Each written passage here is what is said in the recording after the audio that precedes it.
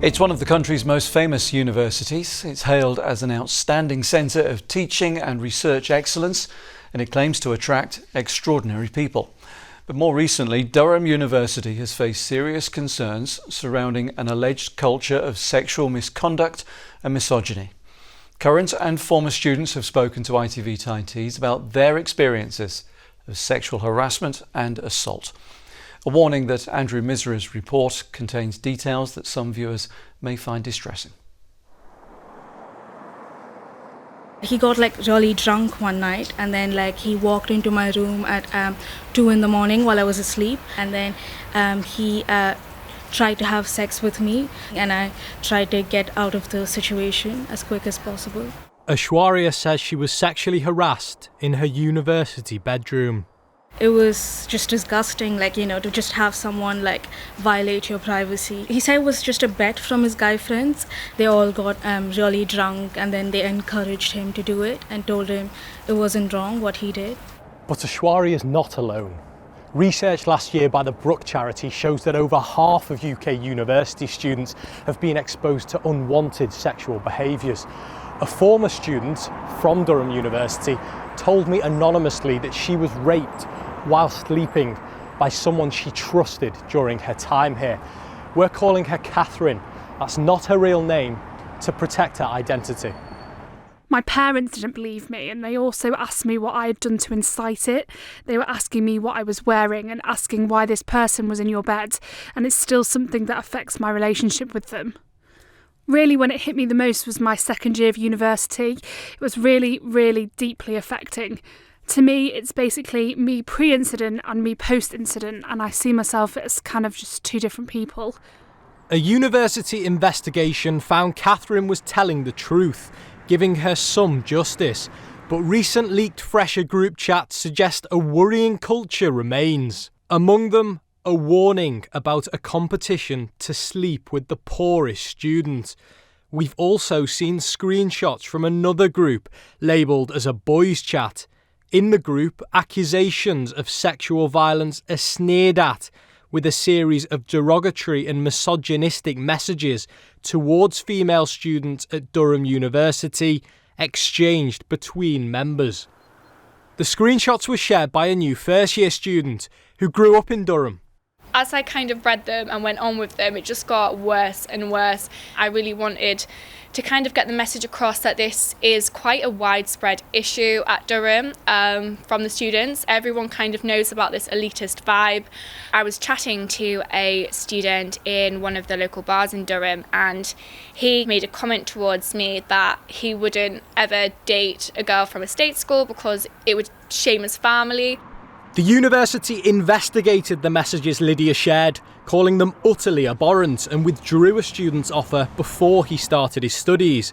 2 other males involved didn't have their places taken away, as they were not found to have fallen short of the university's values. Catherine says the action doesn't go far enough.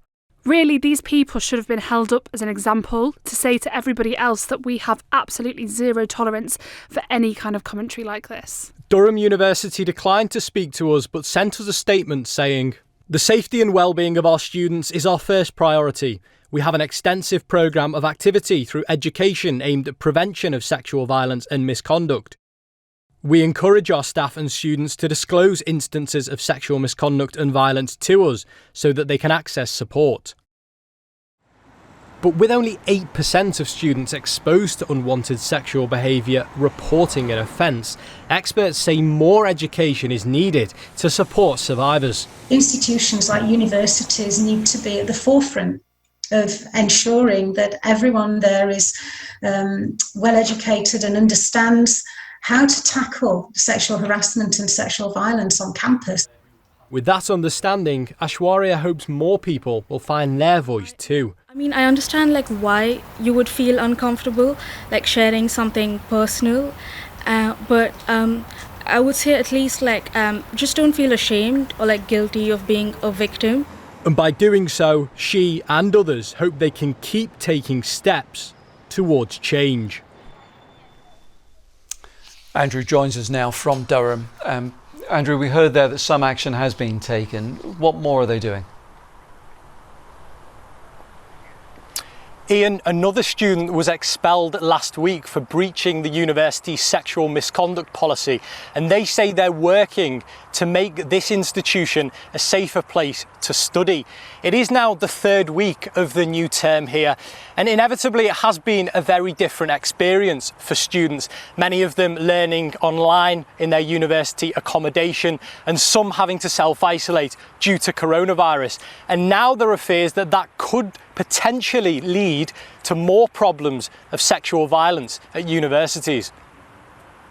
During the first period of lockdown, that domestic violence soared, and that people from domestic violence helplines was seeing that as a big problem because women and children couldn't escape their abusers.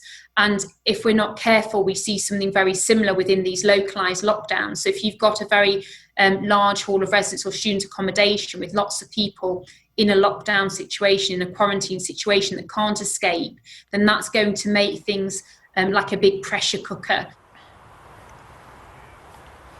And it's that risk of students being forced into self-isolation that will be particularly concerning for parents and families with children at university, with over 100 cases reported at Durham University yesterday. But what many students are calling for, including those I spoke to, is longer-term cultural change. A report by a Durham student yesterday in the press described a toxic attitude towards northern students at Durham University. And the worry is that unless those attitudes start to change, then problems of sexual violence won't go away either. Ian. Andrew, thank you very much. Andrew Misra, live for us in Durham.